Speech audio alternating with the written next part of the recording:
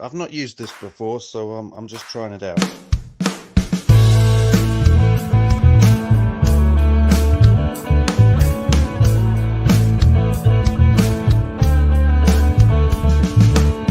Hey man, it's been too long since we sat down and that just feels wrong.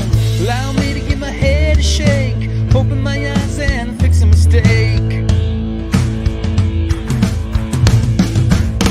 Do you wanna come over? Just like the old times, we'll hit pause and then hit a rewind. You wanna come over? Just like the old days, and we'll watch the time just fly. Hey buddy, no strangers here. These times I hold them dear. My door's open, so come on in. This was great, let's do it again.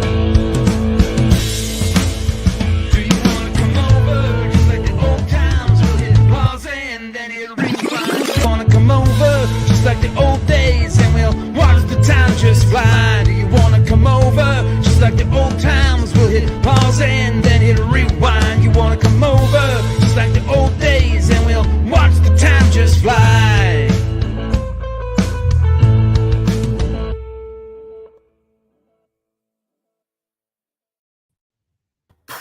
It has been a flat-out morning, Gazz. I was on Jim Largo's stream. We recorded it yesterday, but I was watching it again this morning. And then Adam from Go Figure dropped a stream, dropped a premiere rather. So you had Largo's Lair, go check them out, and Go Figure. Both videos dropped today, and they are both great. So great, in fact, that I'm running late and just jumped out of the shower. I got my coffee. It's not quite to my tastings, but it was the quickest I could make it. Now, Gazz, yep, perfect. Cheers. And a thumb kiss to Gazz, my buddy, my co-host. Gazz, we've only been doing this for, I would say, 2 episodes, but I really 1.5, right? Yeah, 2.5, I think. 2.5? Yeah, this is the second one. This would be the second episode. So 2, and then that first one was half, so 2.5. It was half. Yeah. Okay. All right. Different math on that one, but we've had a blast, and We have even before our first episode, we actually had someone reach out and say that they wanted to be a guest on our show, and I thought that's great. Imagine that. We haven't even successfully done a first episode, and I still say that we still haven't successfully done a first episode. But it was really nice for them to come out and want to hang out with us. But we thought, with such an epic guest, we also need to have another epic co-host. And one of our club members has kindly decided to donate their time in the handsomest of Hans, kicking the door in. Hello, Hans. How are you, my boy? Good evening, gentlemen. It's good to see you. This is my first stream in about 2 months, maybe more, actually. You don't know how good it is to see you, my friend. It is Exactly. fantastic to see you all in the non-Aurora liberating capacity. Yeah, animals are safe in this stream. It's true. I'm not armed enough Animals. for it. Without any further ado, we're going to bring on our next guest, the creator of Cutthroat Comics, our friend Chris. How are you, buddy? I am great. Great intro. Hans, Gazz, Zazel. It's an honor to be on here.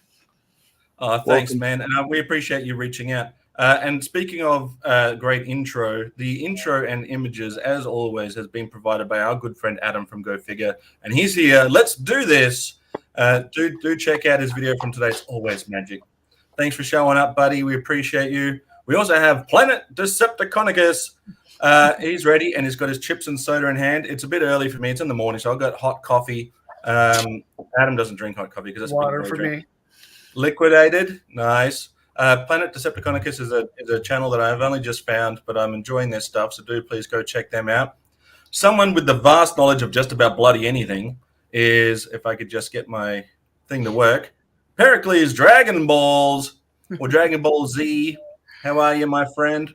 Always good to see you. Oh, and good news, he's still here. It was the third stream. Cindy, here for the show. Good to see you, Cindy. I'm happy to see you. We're gonna do a members stream soon, so it'd be good to see you again. Who's got the popcorn? I'm not sure, but Planet Decepticonicus has the chips. So thanks for dropping in. and Handsome Man Ratface. So we've got Handsome Man on the screen, Handsome Man in the chat. Thanks for dropping in, my friend. Aussie, Aussie, Aussie. G'day, mate. Sunny Sundries. How are you, bud? G-Force Racing 20 is also here. Thank you for dropping by. It's nice that people are dropping in and watching a show where we literally just shoot the shit. WJ, how are you, friend? He spells all his words with letters. He spells all his letters with words. Hey, Clubhouse member Ryan Sweeney. Oh, Ryan. Are you Hey, going buddy. Miss you, mate. We've got to get you on one of these ASAP. Yes, sir. Everyone's excited for the Sweeney. So let's first and foremost. I say first and foremost after I've already done a lot of firsts before I can be. Like, I don't know why I keep doing that to myself. It doesn't make any sense. Joe Fan 84 is here. How are you, bud? So let's talk about Cutthroat Comics. Chris, please enlighten us. I've been following your progress through social media for a little while now, but we want to know. We want to know everything, and we're open up with a slide so you can touch on this a little bit too. Sure. Oh, this is the front cover of the first issue of Beautiful People called Dead Souls. And David Drake, a mortuary, took over for his dad's business. There's some murders that happen along the way, and the bodies are coming to his mortuary. And he's seeing dead people, talking to the dead people. He's basically in his early childhood, he saw dead people, and he thought he suppressed this seeing the dead people, and then all these murders that are coming back, they're kind of they're living through him as a kind of like of a medium, even though he does mortuary work. They're kind of just saying, we need your kind of help. And this is an old kind of style, Tales from the Crypt, whodunit Yes. comic book, and I love it. The artist he's gonna kill me if I butcher his name. Lesso, he's from Italy, and he does all my the front work for the front cover for the comic book. And Right.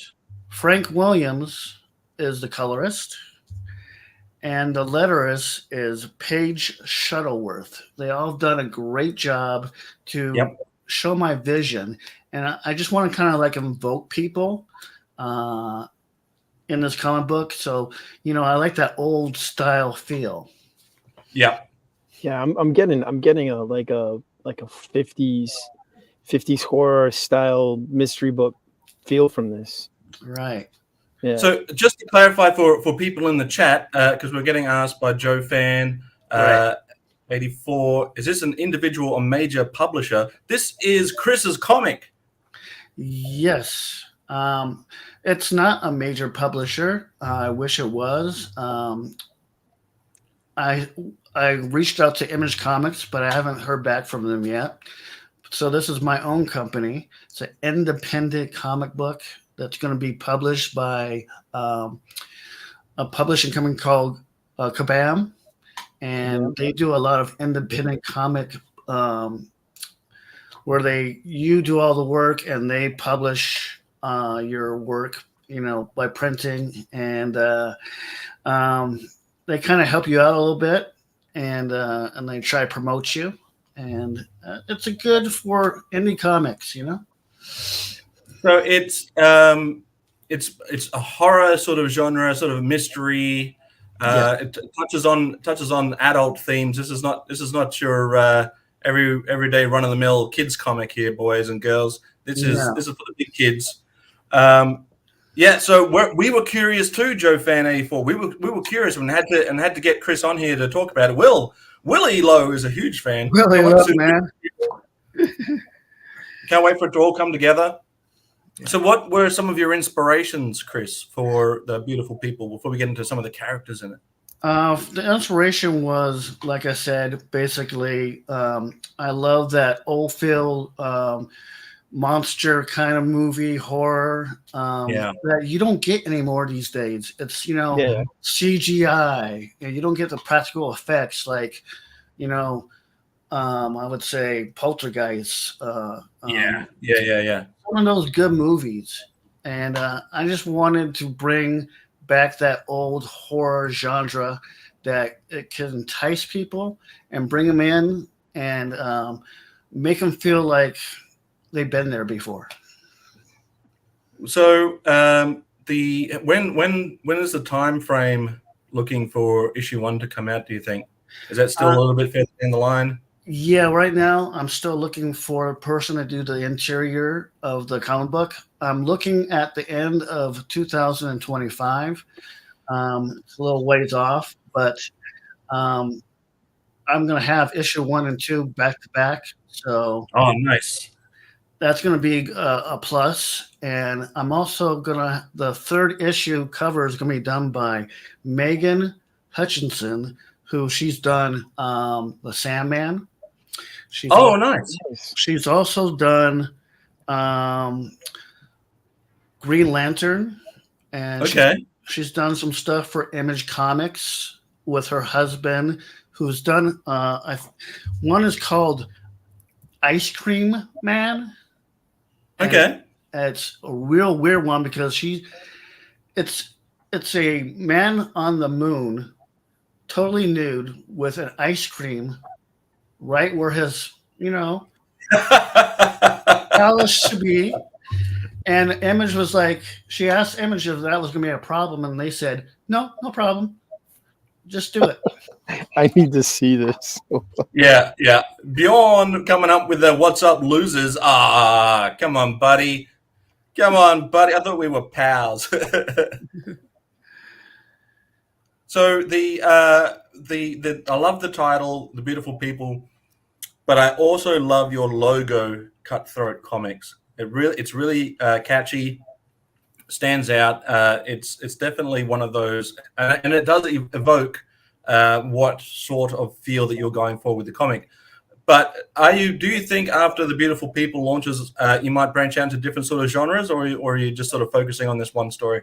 No, right now it's just going to be horror. But my second project, which is called Rain District 312, it's a more kind of like today's comic, but it's set in Washington, D.C., and the SWAT team basically comes in and does the work that the regular police department can't do. And the government is more corrupt in this one. So you're going to see basically, the police against the politicians and the district. I thought I would bring more today's kind of feel. Because is it like a science fiction type of book or more of an action book? It's going to be more of an action, but it's going to be an all-female SWAT team. Oh, okay. There we go. So, but they're going to have different ethnic groups in there. It's going to have a mixture of everyday people, but also people from Kenya, people from Africa, Australia. I was going to say, throw an Aussie in there. Yeah, there's going to be an Aussie in there. And I'm very excited for Rain District because also, if you did follow me on Facebook, I'm putting together a kind of a model of the actual SWAT vehicle that's going to be in the comic book. But it's going to be a physical one. And I don't mean to step on anybody's toes like Valaverse, but it's kind of similar. Right. Not the same. But I'm not going to be selling it like, Valaverse does. But it's just kind of to give people a visual representation of it instead of seeing it in the comic book form. Like when I go out and sign for the comic books, they can see this That's cool. That's a great idea. or the vehicle, and Yeah. that's been costing some money, but it's gonna be worth it because I have all the files to mass produce this if I wanted to. Oh, that's cool. So I knew Hans was gonna. I knew Hans as soon as I saw this. I knew you were turning around to type something, and you did not disappoint. You did not disappoint. I knew you were doing that. I knew it. And I thought, and I was actually going to say, if you hadn't, that as soon as he said all-girl team, I thought you've definitely got Hans' attention, and you got Planet Decepticonicus' attention too. So, Gaz, did you find a picture of this ice cream man? I did, but I didn't get the picture that he was saying. That Chris was saying. It sounds to be like a. The description is it's like a horror kind of book, kind of like the Twilight Zone, I guess, where the ice cream man is like the main character just shows up or whatever. That's what I'm getting from it. But I mean, the art's pretty simple. I was going to Google ice cream penis, but decided not to. So here's an image. Oh, okay, yeah. One of the covers. It seems kind of nice. I wonder if the soldier once he's retired from GI Joe. It probably is, right? But I mean, then you got this cover here too, which is kind of crazy, and I kind of like it. Mm-hmm. Anybody flying, please forgive me. Oh wait, hold on. This thing just changed. There you go. Oh, that's cool. So I'm getting like a Twilight Zone kind of feel from it, but it looks pretty cool. So we're gonna. Anyways, we're not here to talk about ice cream. We'll go through beautiful people. Beautiful people. The beautiful people. Beautiful people. So we'll go through some of the images that you sent me, Chris, so we could talk and touch on some of these major characters that are in the book. Sure. Or maybe not major characters. Let's find out together. Yes. So when you say classic horror monsters, like my head just goes to like The Thing, Dracula, Frankenstein. Are we talking those, or are we talking like 70s, 80s type of stuff? 70s, 80s more stuff. Right. Yeah, okay. Because you said Poltergeist earlier, and I'm like, all right. Yeah. Sorry, guys. No, it's okay. It's okay. It's cool. I more towards the practical effect style of monster making, right? As opposed to the overly glossy CGI sort of stuff that you see now, which takes away some of the horror element. So we're going. I think Chris is diving deep into that imagery of true horror, as opposed to the fabricated nonsense that we get these days. Although I do love a good jump scare. Yeah. So go ahead. No, please, by all means, tell us all about Detective Poole. Detective Poole is kind of like this he's very brash, and he's all business, but he's diving into these murders because of what happened, which will be a backstory later on, because I'm going to do some one-offs on each of these different characters. But basically, his wife was murdered when he was a young detective, and so he's always on a mission when these murders come up, and he's always trying to, I guess, correct a wrong that he couldn't do. Save his wife from murder. So he's how can I say it? He sometimes goes over that little white line that we shouldn't go over. Right. Oh, I get you. Kind of like was this show that I just got into with what's his name, Elba, Luther. You ever seen that show, Luther? Right? Oh, yeah. No, he's just so caught up in the investigation that he doesn't see, and he needs to get that guy no matter what. Right. Right. Yeah, that's cool. So Detective Poole is kind of pointing his eye towards our main character, David Drake, and things are starting to add up that he's like, well, maybe it could be this guy, and kind of jumping to conclusions. But he's very brash, and sometimes he's funny in this comic book, and then sometimes he's not. So there's that fine line I like to work with. when I'm writing. How many issues have you written so far that you could potentially get once the art starts to form that you could pump out? I've actually finished all 3 issues, and Nice. the thing is, I wanted to only do 3 issues because they say with an independent comic, you don't have that audience like with a bigger publisher. So Right. it's better to start small, and then if it's successful, which I think it's going to be, you can do those one-off books later on. Yeah. On the different characters and the backstories where this leads up to. And, I think I can go elsewhere with this because I'm on the last issue. It's kind of be like a cliffhanger. And I just saw Largo's Lair. Yeah. He had a great video premiere this morning that I happened to be a part of. Great stuff. Check them out. I did plug it at the beginning of the show, by the way. Oh, yeah. So, there's going to be a cliffhanger at the end of issue 3. So it's like I'm dangling a little something there for maybe later on. Okay. Let's bring up another character to talk through. Sure. Gwen.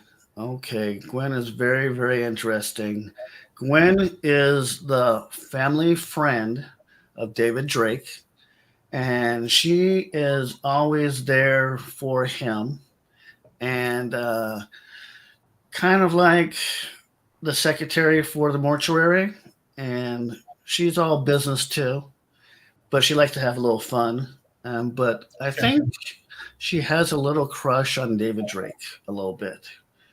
Right. And it's kind of obvious in one of the scenes, and I believe it's in issue 2, where I think she kind of feels something for him, but David Drake doesn't see it coming. It's going to be very interesting with those 2 dramatic characters in the comic book. And also, I want to say the people, the drawings this was done by, the character design was done by Alex Sanchez, who's done G.I. Joe. Oh, nice. Teenage Mutant Ninja Turtles, Godzilla, and Mighty Morphin Power Rangers. Godzilla. Gazz just got excited. Yeah, Godzilla. I'm like, I have to agree. I do like the art style. I like the fashion, the way she looks. It's very cool. And then Detective Pool as well, and it looks pretty cool as well. Yeah, I agree. I was gonna say, are you basing him off of somebody in real life? Because the top image kind of looks like, is it Titus O'Neil? A little bit of Titus O'Neil. You got it correct. Kind of the wrestler Titus O'Neil. I was kind of going with him a little bit, and I thought, give him a little bit of a Samuel L. Jackson attitude. Yeah. Looks cool. I like it. Yeah. Absolutely. And then we also have the main star. Yep. David Drake. He is probably caught in the 70s. And the reason I say the 70s, he likes that type of music from the 70s. So he's not really fashionable. You can see he's wearing the old school Oakley glasses and the lower, I see, left-hand corner, which I'm doing. Oakleys are okay, but aviators are where that's at. I'm sure. Yes. And I liked what Alex did here. Kind of made him look, kind of ready for work with the kind of butler look, kind of. Yeah, I'm thinking the long coat, right? Or is that like a a long coat? Yes. Yeah, I'm getting like a Peter Cushing vibe or Christopher Lee vibe from him. Yeah, the old Hammer House stuff. Yeah, he always has a 5 o'clock shadow, and he's always in a rush, and he's just, I gotta get this done. And but he has a funny, I would say, attitude. It's like, I love what I do as far as being dealing with the dead people, but at the same time, it's like, I got to get this done in a hurry, Right. But he wants to be professional as well. And I just feel like he, being the main character, is going to carry this comic really well. And I think when I do some one-offs with some backstory of him, I think people will finally understand him a lot better than issue 1 and issue 2. I think 3 is going to be the best part of Beautiful People comic book. But Well, Pericles is saying looks little bit like Sam Rockwell. I can see that. So yeah, he's the kind of guy that's always going up against the clock. yes, is what I'm, yes. I think no time for a haircut, barely any time to shave. I think he's just put too much on his plate, and I think he wants to please everybody. Well, he sounds like an awesome guy. I can't wait to read some of his story and backstory. Then we also have, the final image I have is Amy. Amy, she is the forensic pathologist. Basically, this is where David Drake picks up the dead bodies after she's examined them and come to the conclusion of what the people's deaths are. But she's Asian. She is a mix of Asian and Irish blend. That's a cool mix. Okay. And what I liked about what Alex did with her is, I think if you can see it in the big side profile of her, you can see the Asian, in the face. Right. But you can also see that she's Asian American, or if you want to call it that, Asian American. But she has that mix, and that's what I liked about her. She is all business, and she gives David Drake a hard time every time he comes in. Busts his balls. Can I say that? Yeah, Yeah. of course. Busts his balls, basically. But I think they have a thing going on, but they both know what's going on. I think they like to tease each other, So she's going to be a big part in this comic book as well. And I just want to do different ethnicities in comic books because we keep on seeing the same thing in Marvel and DC Comics. It's cookie cutter kind of characters, and I want people to know that there's other ethnicities out there, and I want them show them in a good light. Right. I feel so far you've got a good mix of character designs.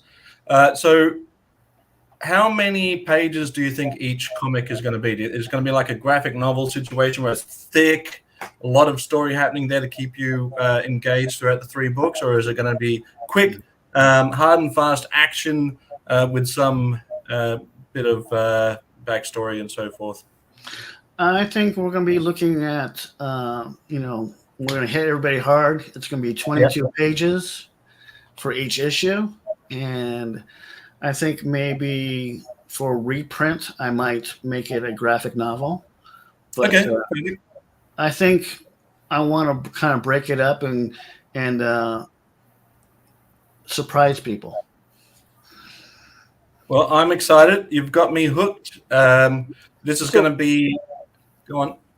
No, go ahead. Oh, I can ask right after. Yes, you're done please, this. by all means. I was gonna, just so they understand the story about the Mhm. beautiful people. Yeah. Is he runs a mortuary, Drake, Yeah. right? Correct. So he's able, but he has this ability where he's able to connect with the dead, right? Correct. And they're asking him for help because they were murdered or whatnot, and help find a killer, right? Right. And so I can see where Detective Poole will come in, and you have the medical examiner. Now, is there like I don't want to spoil the story or whatnot, but is there like a bad guy or people like serial killer wise that David Drake's Drake's gonna be led to because of the dead people? Good question. And Yes, there is a serial killer, but you don't actually see him. Oh, okay.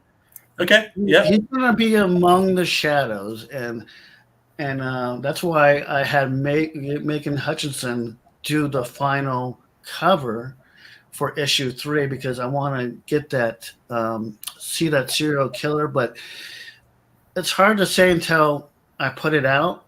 Yeah. But it's going to be like a mystery. You're not going to see the body frame. You're just going to Yep. see 2 eyes and a mouth. That's it. Love it. I love a good mystery, right? Yeah, And that's cool. what can often happen is writers can get too clever for their own good, and they go, "This is a mystery, and this is why it's the mystery." Don't tell me the why just now. Don't tell me the backstory just now. Let's feel what the people are feeling first. You know, the uneasiness, the unsurety of it. You know, the less you know, the better. It's like the shark from Jaws. Less is more. Right. Don't tell us he's got a secret backstory and then tell us the backstory. Right. You know? That could be an issue in itself. And I mean, I don't know how many times I sit down to watch like a murder mystery or like a TV show where the main character is a detective and he's got to figure out the murder mystery, but they show you the killer. So you know who it is the whole time. Yeah. You want to figure out who it is. Yes. Not to sidetrack you guys, but can you highlight what Largo Lair said? Yes, I was going to do this anyway because I think he raises a good point. The one where it says a touch of CSI meets Ghost Whisperer. Yes, okay. Well, I'll touch on this comment first, and we'll get to the next one. While I've got it on here, so diversity is good as long as the storytelling is the primary motivation. Hans concurs with story first, diversity after. And now, I as a long-time comic book reader back in the day and movie connoisseur from way back, have seen the trend of prioritizing diversity, and sacrificing story. Right? Yes. Some think diversity is great. I want to see it, but I want to see it in the proper context. I don't want it to sacrifice anything else in order to get there, because if that's what you have to do it, then you haven't done it. Right. Exactly. I totally agree with you guys. However, this is a comment you meant. I was ready to get jump on the other comment. Here we are. A touch of CSI meets a Ghost Whisperer. Yeah, I think that kind of sums it up a little bit. I mean, not the whole thing, but it kind of gives people an idea if they've never seen this type of old school comic book telling. So, you know, CSI meets Ghost Whisperer. Yeah, I can see that. I think it's cool. I don't think we have. I'm not sure. I don't dive too deeply into independent comic books, but I don't really think there's a lot out there of this type of style. I mean, I know there's some things. I think there was one comic that Image put out. I forget the name of it, but it was just like a regular cop investigating a superhero death. Right. And it was really good. I mean, it was pretty cool. It's like a whodunit. So you know, not so much. Was that Watchmen? I want to say it's called Capes. I want to say it's called Capes, but I'm not sure. It's very similar though with the detective style, trying to figure out who's killing the soups. Yeah. Yeah, like go ahead. No, I was gonna say. I mean, those type of comic books. I mean, usually we get in comics, you get like a major action comic book, like you have a GI Joe style, or you get superhero genre, right? But something on this level where it's like you're trying to figure things out. It's like a mystery almost. Yeah, it's kind of cool. I think it's kind of different too. And what I've noticed when I've gone into my local comic book store, there's a lot of independent comics, but not in this type of genre. You know, there's kind of I'm in your face kind of horror, and then it's just blood, and it has no story to it. And I'm like, what?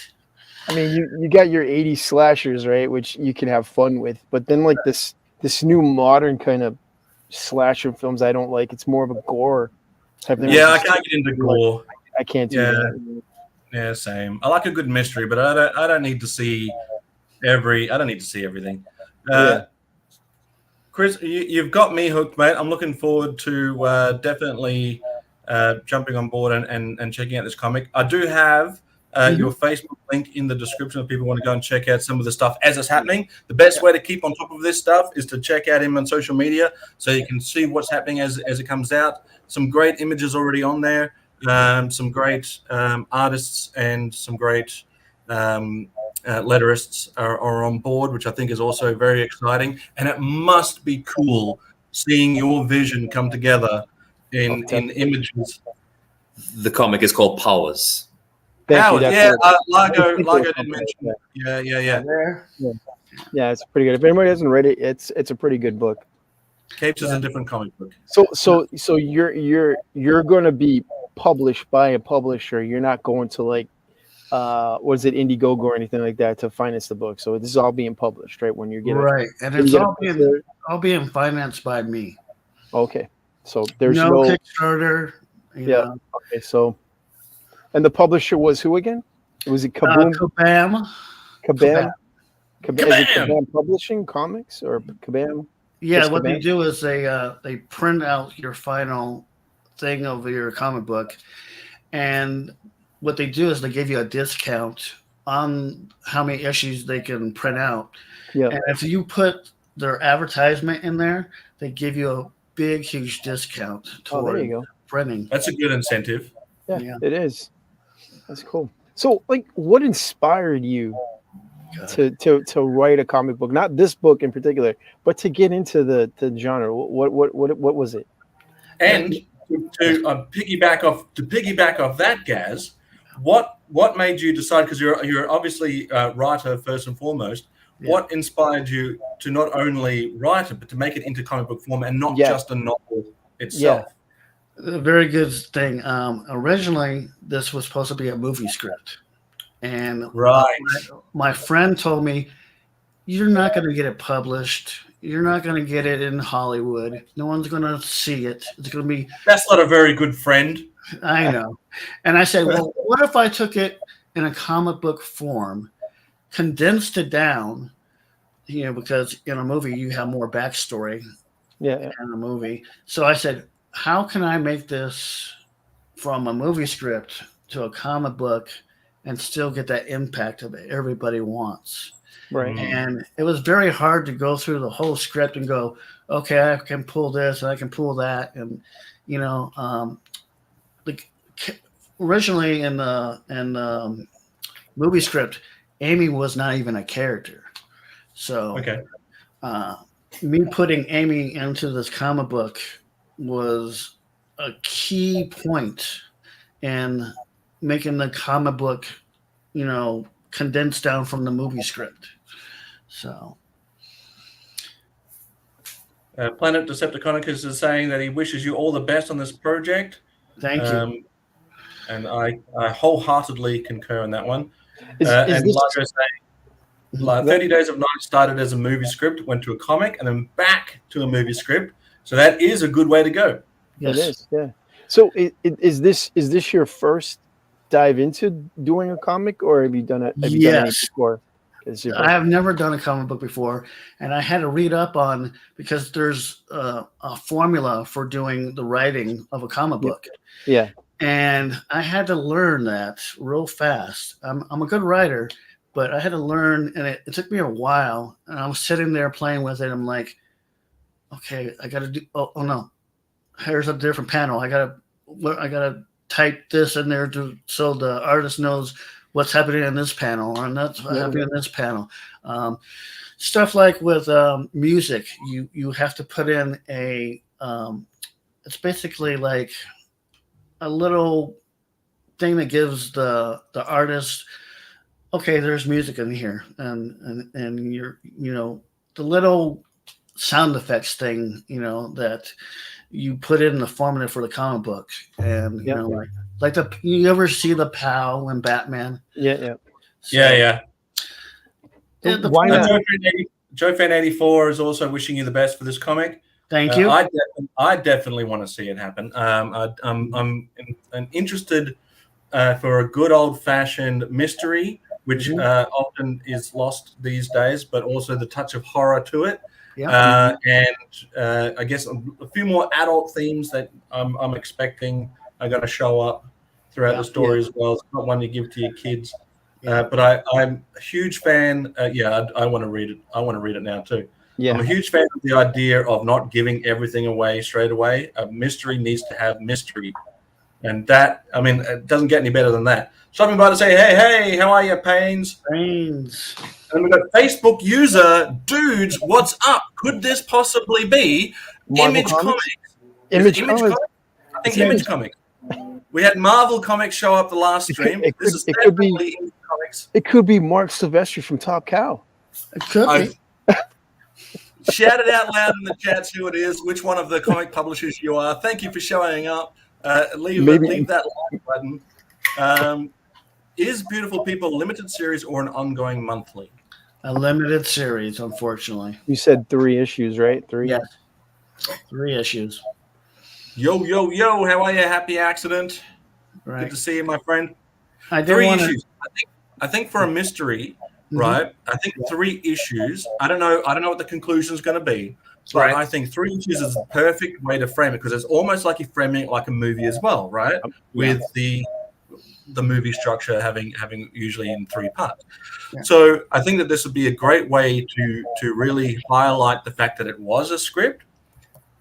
Perfect for translation and 3 issues. And then, like you said, you want to keep it open to more stories. And I think if you continue to do those limited runs of 3 issues per volume, then it's easy for people to pick up, wherever it left off without getting too far back behind.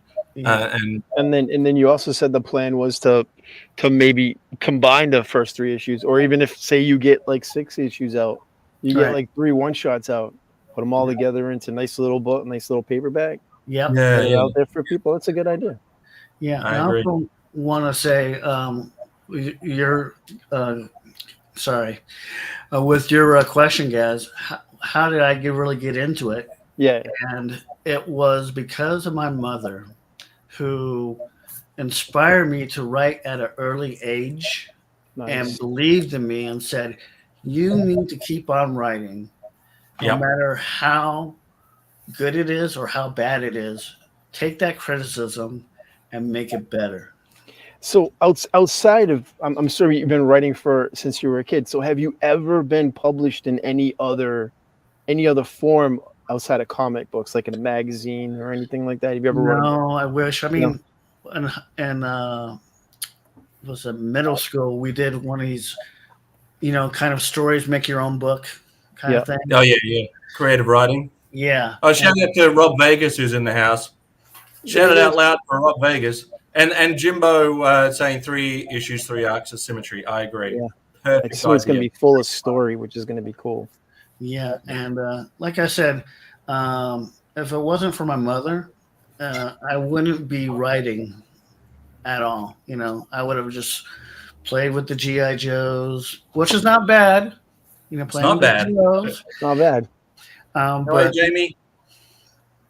I think we need to teach children to go back to writing and using that creative brain of theirs to tell a great story. Yeah. So can you remind us again how many pages you anticipate each issue to be? 22. 22 Which is pages. about the standard for a comic book, right? I believe Yes. it's 22 to 30, right? Yes. They say if you go more than 30, you're going to lose the reader. They're going to be like, okay, when is this over? Yeah. Yep. So you have to hit them fast and get it to the end. And, I've seen some comic books only go up to like 15 pages and still good. I remember If those. it's good, it's good. That's the if it hooks you, it's good. Too quick though, you're going to lose some detail. Too long, and you might find yourself wanting to put it down. Yeah. But first and foremost, why do I want to keep saying first and foremost? We're already 45 minutes into the stream. Now, I want to remind people that the links for Cutthroat Comics is in the description, so do check that out so that you can keep on top of this stuff. I'm excited. I've been watching it with great anticipation. And Rat Face is heading out. Thanks, buddy. Appreciate it. And I do want to make sure that this gets highlighted so that people can get excited and pumped for when it's coming down the line and how soon or just it's great. Social media is it's shocking for a lot of things, but it's good to keep an eye on some of your favorite things and keep tabs on it. But Largo's saying storytelling is sadly becoming a lost art. Definitely needs to get kids back into the creative writing, and I wholeheartedly agree with you on that one. Oh yeah.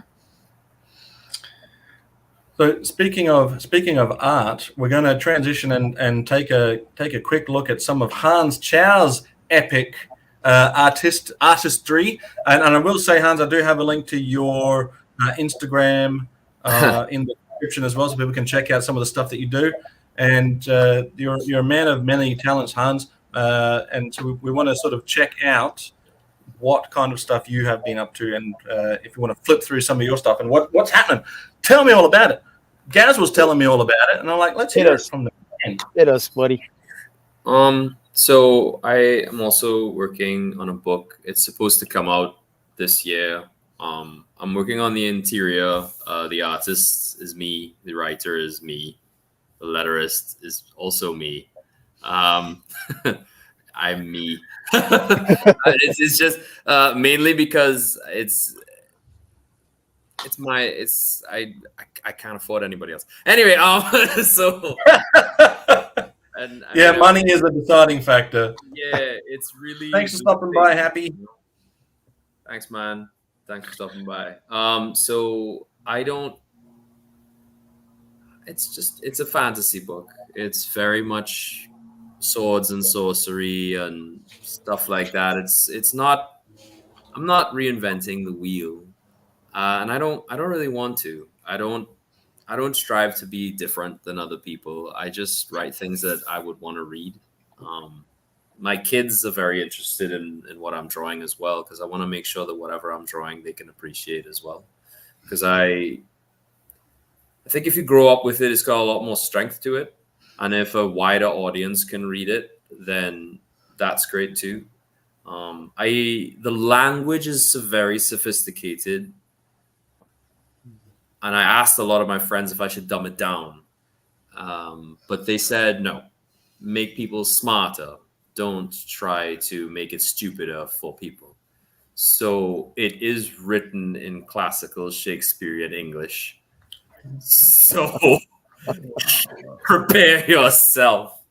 Largo's saying that it's rumored that Hans is unable to do anything that isn't epic.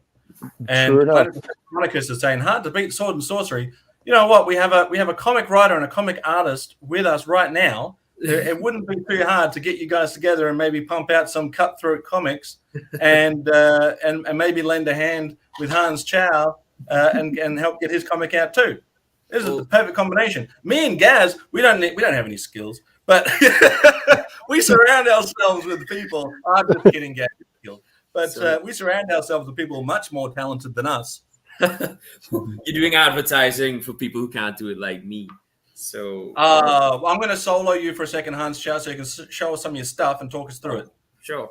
So this is this script. I keep the script pretty lean. It's not it's 40 pages.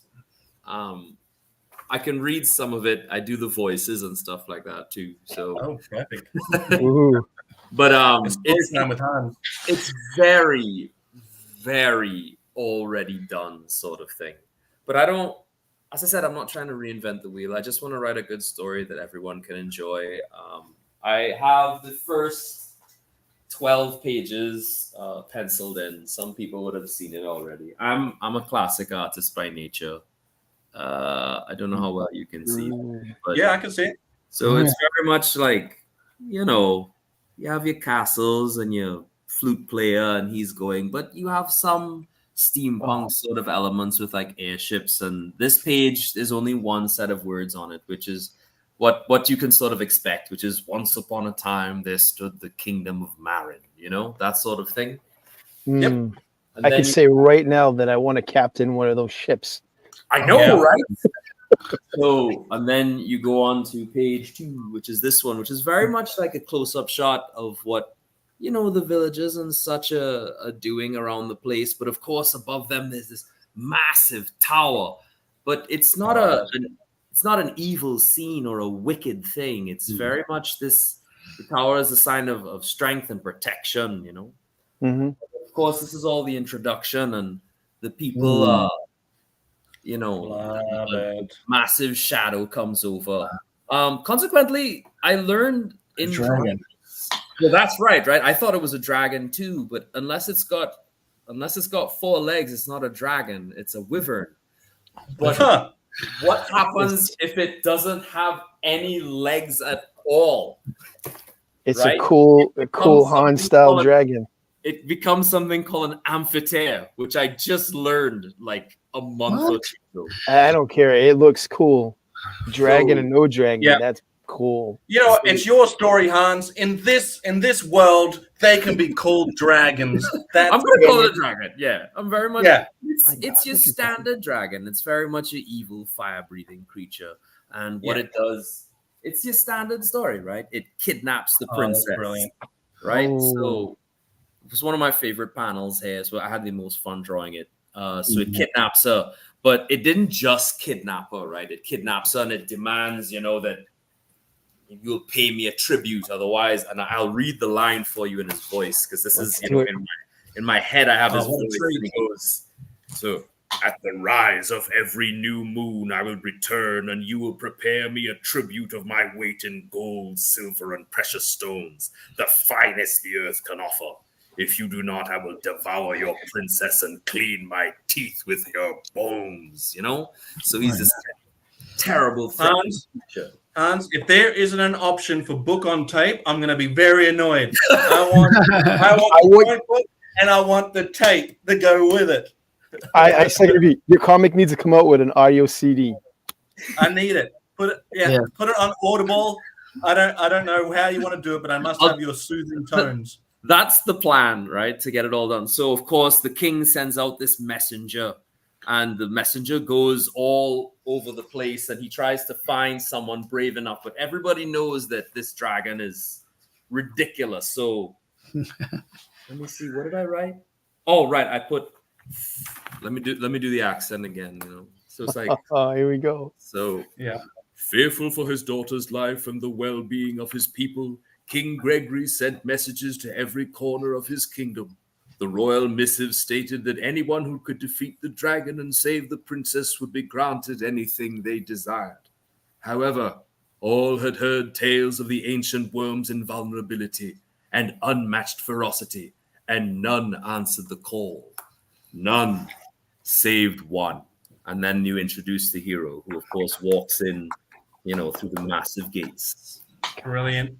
So the entire introduction is very much these giant splash pages, because I wanted to start big, but I do have paneled pages going on throughout. The book goes on for about 40 pages. I wanted to do 38, but I'm realizing that I don't want to compromise the story too much.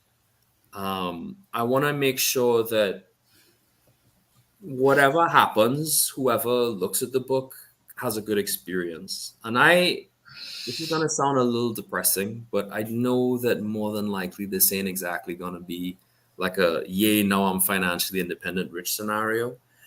But I just want everyone to read a story that they can relate to without any of our current day politically charged nonsense, that someone can read, have a good time. There are good guys, there are bad guys. You can vouch for the hero because they are heroic. You can hate the villains because they are hateable, and you leave with a good experience and a clean feeling of heart, and not these complex issues of gray matter of who was right and who was wrong, and perhaps because there's so much of that already. I just wanted to write something like clean and normal. I love that we have two very different perspectives on story right now. We've got the horror and we've got the fantasy, and each one is piquing my interest. It's great when friends come out with creative stuff, because it's you feel like a little bit more of a connection to it. But it's also great to have passion in something, see real genuine passion for something. And you guys have genuine passion for what you're doing, which for me is part of what is drawing me into it, is the passion behind it. Amen to no politics. Yeah, I hear you. You all should do a crossover. If these guys can get together, it would be remiss of me to say that Mr. Giffins hasn't asked a few times, but I've been up to my eyeballs. But I would love to work with him on something as soon as this ridiculous schedule that I have clears up. I mean, I would love to work on something with it. I mean, I'm not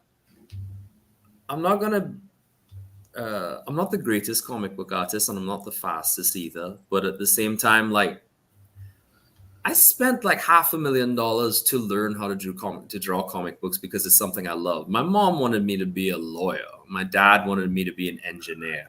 Right. And I think you could be a great lawyer. I would listen to anything that you said. This guy. And so I compromised and became an English teacher and a comic artist and a voice actor, which kind of is 3 jobs. But I don't know, man. I think Largo said it, and Mr. Giffins already said it over there, is that children aren't encouraged to write anymore.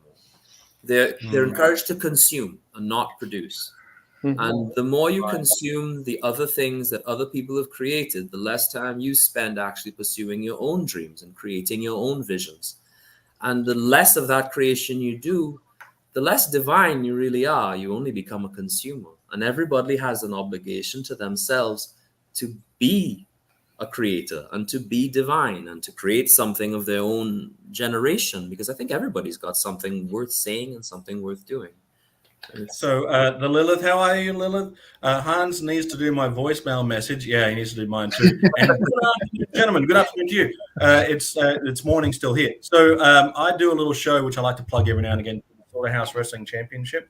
And I've got 2 stories I want to tell about Hans, if you'll indulge me for a moment. One is he is a exceptional voice actor, and so I knew that when I was introducing Ryu into the Slaughterhouse Wrestling Championship, that I wanted to get Hans on there to do it, and he nailed it perfectly. In fact, he gave me 2 different promos to use, and they were both so good that I actually cut it into one long promo because I couldn't pick one or the other. I had to have both on there. Daredevil Dave, how are you, buddy?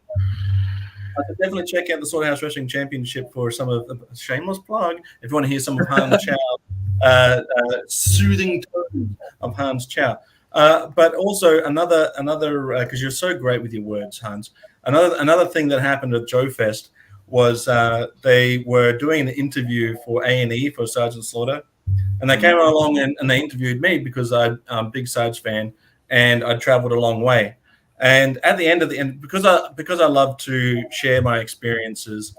At the very end of the interview, I said, "Hey, it's I'm not the only one of my friends that have traveled a long way. I pointed over to where you guys were, and I said, Gazz has probably come the closest, being from the US. Then you've got Canada with Adam over there, but they also have Hans Chow, who comes from Trinidad and Tobago." They're like, "Really?" I said, "Yeah." I said, "You got to go over there and have a chat with Hans." And so I don't know when they did it or how they did it, but they ended up tracking you down and giving you an interview, right? And I was so proud, and I was so happy that they came in so that we could have that shared experience. I thought, this is great, because we have both come a long way. And you have an interesting story to tell. And if I can pump up Hans Chow any way I can, I do. However, fuck me, I wish I hadn't have done that.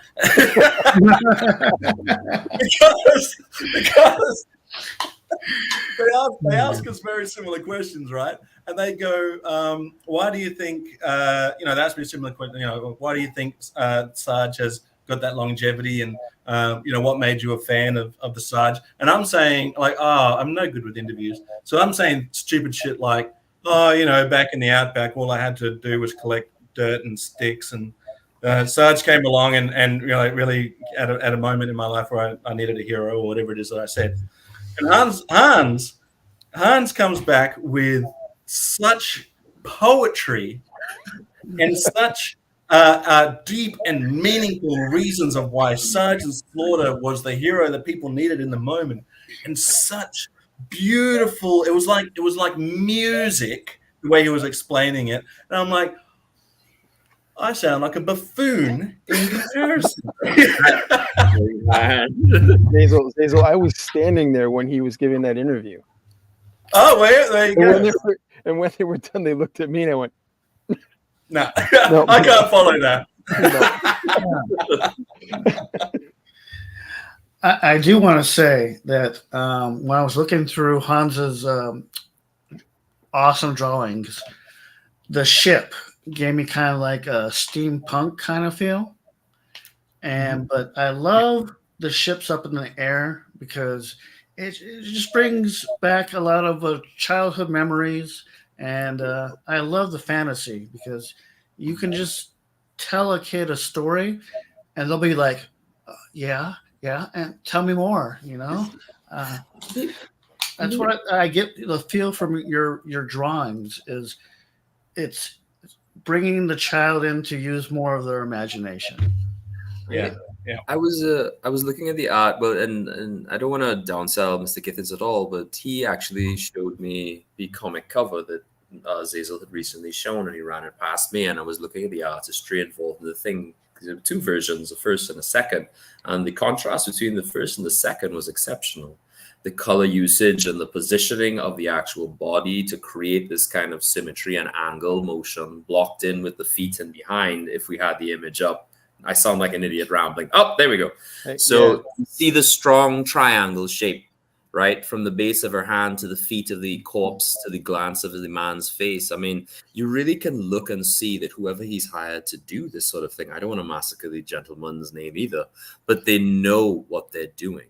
The spotted blacks on the face and the arm, it creates this interest and this contrast, the way the colors are utilized across the board. The lean back of the head is showing that she is deceased, and at the same time you see the mystery on the man's face, but it also adds in the position of the hand as well as the scalpel, shows that he himself may not be the cleanest of individuals himself, and it adds this wonderful essence of storytelling in a singular piece of artwork. And a lot of people don't really appreciate that or see it. They see it's a cool picture, but they don't understand why it's a cool picture, why it speaks to them. So, I mean, I don't know how you met the gentleman you're using right now, but his work is wonderful. I met the gentleman from Lincoln, of all places, you know. I put on there that I was a writer, and I got all these people saying, well, I'm free to do, you know, whatever. And you had to weed all these people out because, you know, not everyone has a different style. And I wanted it to be really detailed. And this guy just picked my brain. I just said, here's the words that I, you know, explaining to you. And he just took my vision and like he took it out of my brain and went, there you go. So when I was coming up with the thumbnail for this video, I knew I wanted to use the cover, but I wanted to really show the juxtaposition between the gore that is happening on the left-hand side of the comic with the blood splatter, but the beauty of this corpse, this dead woman who still sort of expresses beauty, and you know, it's almost like everything in this cover flows in a direction to show you with the next sort of touching point. And I thought that to have that particular angle would be the best way to show that it's the beauty of it, but also the violent nature of the mystery within. You wanna know something else that's kind of interesting? The entirety of the piece actually has a green hue, with the exception of the red on his apron, and red and green are complementary. So as I said, that's a touch of the colorist as well. So you see the artistry of several people combining together, sprinkling in their own unique views. And I spent $500,000 on this knowledge, so I feel the need to share it. I appreciate your insight, buddy. And hello to Nate, the Retro Tinker. I will highlight this comment for Lilith, and I appreciate you saying this. I'm going to pump up Zazel for a moment. Zazel has waved the G.I. Joe flag here in Australia for a long time without support of people locally. Thank you, Zazel, for giving me the ability to interact to the Joe community again. I've seen you post this a couple of times, my friend, and I do appreciate it. But you've actually been in the comment section, quite like Gazz. You've been in the comment section of a lot of videos and a lot of people that I watch that stream well before I was ever doing any live streams. You know, your name, Gazz's name, and a few other people that pop up in live streams now. You guys actually helped me come out of my shell. Talking with you, talking with Gazz, talking with Hans. In those early days of just hanging out in the stream chat was actually what gave me the ability to try it. And I'm not saying I do it well, but it gave me the ability to have the confidence enough to do this live. So whilst I appreciate the sentiment, you're actually one of the reasons why I'm able to do this at all. Yes. It's everywhere, man. And I still have to say, Hans, keep on doing what you're doing, because I would buy that comic in a second. You may not have to. I might just give you one. I just want people to enjoy it. I'll buy it so you can make a buck. Yeah, you got to make a buck. I'm down for however this comes out. I'd be interested to read it in movie script form for its original format. I would love to see that as well. I really want to get both of these comics sound like they're great for very different reasons, but both grabbing my attention. Cutthroat Chris, I want to say my brother is a good artist. I've always told him that he needs to get out there and start doing comic books. I wrote a few things myself, and I'm not great, but I wrote a few things myself, and I was trying to get my brother to get involved to get out there and start making comics. But maybe hit him up, and between him and Hans, maybe they can get a schedule and start pumping out some comic pages. It'd be great. I mean, like I said, I love picking different artists' brains because they're not all the same. Each person has a different style. And I love how you can tell somebody to do. I'll give you an example, like this comic book, Marvel's Halloween Eve. Yeah. And you can tell them to take this kind of character, and they're going to give me 3 different styles, So, yeah. And I recommend this comic too. It's great. It's from Marvel. It's from Amazing Spider-Man. Hallows Eve. She takes her masks and she puts them on, and she becomes that character. That's pretty neat. Check it out in your Very local neat. comic. Very neat. But you give them a subject, and you're going to get 3 different styles. Right. There's interestingly, I got my start on independent comics like 10 years ago, maybe a little more. My first book is this one, actually. Oh, let me solo. Oh, So this is Monstrella by a wonderful gentleman who runs Hangman Comics, and he gave me a shot at penciling the interior of his book. is it called Monstrella? Monstrella, yeah. So I went in and I got the opportunity to do some pencils for the interior of his book. Of course, now it's an anthology book, and I can't find. So he himself is a bit of an artist, and he very much draws that kind of pulp fiction style. Yes. Oh, look Yes, at that. cool. Right? That's It's cool. fantastic, harkening back to the 80s. Love it. Sorry, not the 80s, back to the 50s, which contrasts very heavily with my style, because my style is much more simplistic versus his own. But at the same time, they work very well together, and they were a collection of very much what Mr. Gittins is talking about. They were horror and mystery stories. So this woman goes on, of course, to be a demon and does her business, and it's, Ooh. I love.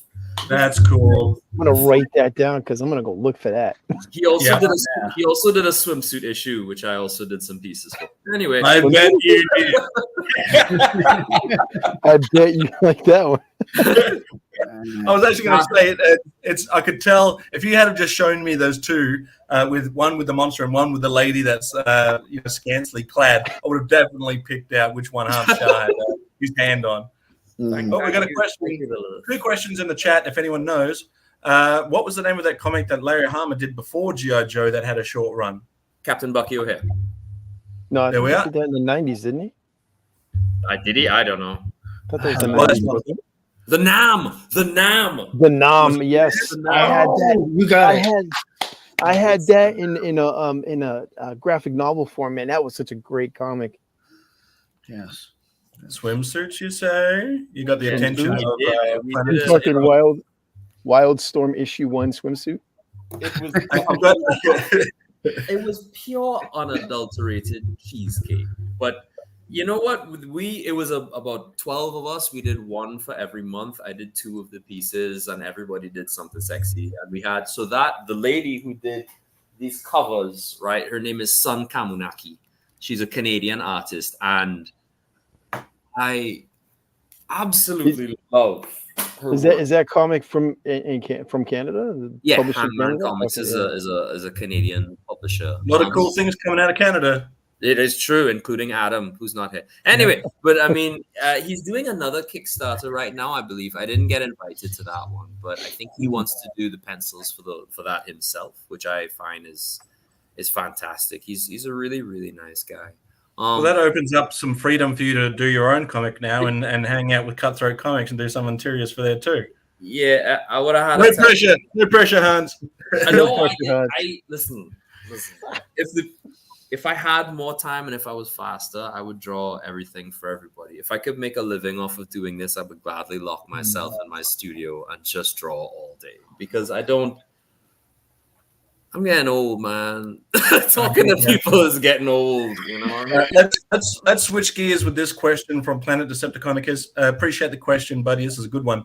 Do you like the interiors of books to be digitally done or the old school newspaper print style? Sorry, I don't know the correct names of each. We don't know the correct names of anything. We're here to shoot the shit. You're talking like Sunday comics?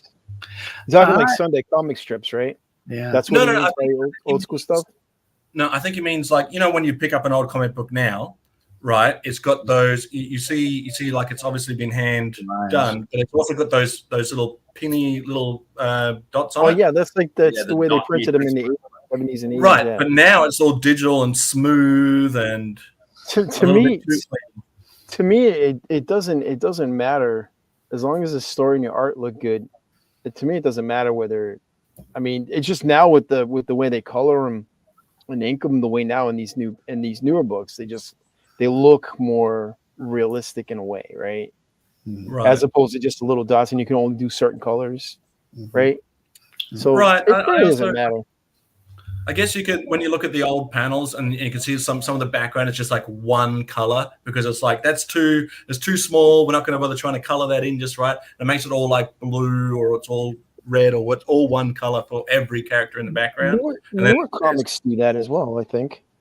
Yeah. Do they? Oh, Yeah. if you're doing it digitally, hold what's your excuse? Let's see if I can. Let me see if we get a newer comic. All right. But what about you guys? What are your preferences? I do like the old school stuff. I've seen people do watercolors. I've seen them do inks, Yeah. penciling. But the new digital age, that's for the younger, new artist that's trying to impress, the big wigs. And then, they're both great mediums. Sure. Yep. All right, we'll check it out. What about you, Hans? The reality is I think any system can work once it fits the story. So I'll give you an example. I was reading The Avengers Ultimate number 4 by Joe Madeira. It was only 3 or 4 books long. And he did this hyper detailed pencil style. And it was this gorgeous harkening back to the 90s. And then they invited this colorist to come do it. And the colorist overdid it with this digital, shiny everything, very much like liquid color, that studio back in the 90s. And it killed the book. It killed his art. You know what I mean? Right. Yeah. See, it's highly detailed in the background in some of these panels, like here where he's jumping off the helicopter and stuff. Just the color. Yeah. Right, but I mean, sometimes you see like characters in the background and they're not colored. There might just be one color palette for the background Yeah, yeah. I characters. mean, yeah. Yeah. I've seen. We've got a question for Hans. Oh, sorry, but let me bring it back up. No, no, Oh, no. It's oh, okay. geez. Like that. My hand hurts just looking at that. Woo. Yeah, right. That's some great art, though. I did an image like that. I think I showed it to you, Hans. It's a power girl flying, and I drew Yeah, all of yeah, Manhattan, like Manhattan below her, and my hand was just like mush after I was It done. was, yeah. Have you got that picture handy of your Godzilla versus Superman, Gaz? It I should can- be in our chat. Can you pull it up in the chat? Hold on. I think where's my? Oh, wait, here it is. I can pull it up in the. You put me on the spot, right? Yeah, I want to see it. You brought it up Oh. last time. I have seen it, but I want everyone else to see it. And while you're finding that, we'll ask Hans this question. Hans, if you could draw any established hero or heroine from yesteryear, who would you want to revive? If I could draw anyone from yesteryear, and means as in they no longer exist, if that's what you mean. Commando Cody. Commando Cody. If I could go back in time and draw a character that no longer is, I'm not entirely sure if I'd revive one. But I do believe that if I was given a chance to draw anything I wanted, I would draw Witchblade or Gen 13. Yes. Witchblade Gen 13. Those are two books that Gen 13 started off really kind of lame, and then it got really good, and then it got really lame again, because it became once again a platform for politicization, which is nonsense. And Witchblade is one of those things where, aside from the over-sexualized nature of the character, the stories are incredibly compelling. And I got back into Witchblade when I went to, because I met an artist named Stefan Sejic, who's Russian or some kind of one of those countries. And he's a remarkable artist. And he managed to take the script and his art style and combine them into something which was almost hypnotic to look at. It's very seldomly that a storyline and writing can match such a perfect artist. And if I was given a shot, I would love to draw Witchblade, and with heavy black inks and deep shadows and that sort of thing, and or go more lighthearted with Gen 13 and just write these zany stories about these teenagers. And that's those things. Yeah. That's how I would go with those things if I got the chance. I think Gen 13 was at its best when it leaned heavily into the fact that they were teenagers, and their dialogue reflected that. Good story is good, but you also have to make sure that, because I often forget that the Teenage Mutant Ninja Turtles are teenagers until you hear them, right? And it's like, yeah, they're kids, because they look like big turtles. Fantastic details. Love this stuff. Sorry, I read this out from Blues. Tired of the grade school look of many titles today. Yeah, I agree. It was great. They very detailed with the armors and stuff. I mean, God rest Michael Turner, but I mean, he was gone too soon. Gone too soon. He was gone away. Fantastic. Chris, I want to extend, but we'll jump to your picture in a minute, Gaz. I'm really dying to see it. But Chris, I'll extend the question to you as a writer. Mm-hmm. Is there any character that you would love to have a go at and maybe put your spin on? Yeah, I'm a big fan of Batman, and I would love to play with Bruce Wayne and do a kind of different take on him, right? And make Batman kind of. It's just kind of it's difficult with Batman and Bruce Wayne. It's like, here I'm Batman, I'm the strong guy, and you still got Bruce Wayne who's dealing with trauma from his childhood. Yeah. And I want to really key on the trauma from his childhood, because I think he still has that rage in him from Joker all the years, doing things to his apprentices, from the Death in the Family from Robin, and I think we need to take Batman he's already over the edge. We need to take Bruce Wayne and see what he would do. You know, I think they need to eliminate Bruce Wayne, but still keep him as Batman. Like take away the duality. Say the death of Bruce Wayne, but Batman is now fully into his own. And I'm not a big DC reader, so if this has already happened, let me know.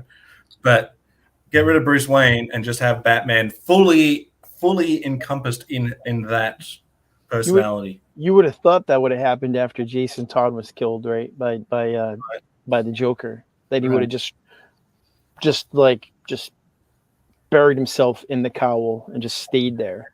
right? Right. I'm gonna say something controversial, but I suspect that this group would agree with me. Is the reality? So Batman. I'll use Batman. I can even use Spider-Man. You know what? I'm gonna use Spider-Man. Okay. Spider-Man started off as a teenager, and then he became an adult. He had fallen in love with a girl, and he had gotten married. The trials and tribulations that he experienced evolved as the readers evolved. We were teenagers when we started. We were young adults when he was in university. And as we got married, he too got married. And anybody who is married, has been married, or has any friends that are married, knows the complexities of running a relationship, nonetheless also having to balance a job, raising children. Right. All that sort of thing. And those are things that could have been explored in Spider-Man. But the problem is the writers don't have the creativity that they used to. And they're running along with this kind of idea that, well, marriage bad. And also he has a lot of other females in his book, and we need to hook him up with these other girls in order to kind of push them as well. Right. So therefore they did this whole, what's it called? Day After Tomorrow, or whatever it's called, where they took away Jane, to then retell the story of him re-falling in love with her. But then in that case, they kind of forgot, and they had Spider-Man getting together with all these other girls. And at that point, he stopped being a real character. He stopped being real. He became somebody written by people who don't understand what people are actually like without the creativity of actually developing a real character who has real feelings. He just became this kind of medium for one-liners and kind of a sex magnet kind of thing. Was it One More Day? One More Day or Day After, something like that. So they took him out of that world and just created a whole new world with no MJ. He did a deal with Mephisto to save. Resurrect Aunt May. Aunt May was shot Yeah. because Peter Parker's identity had been revealed, right?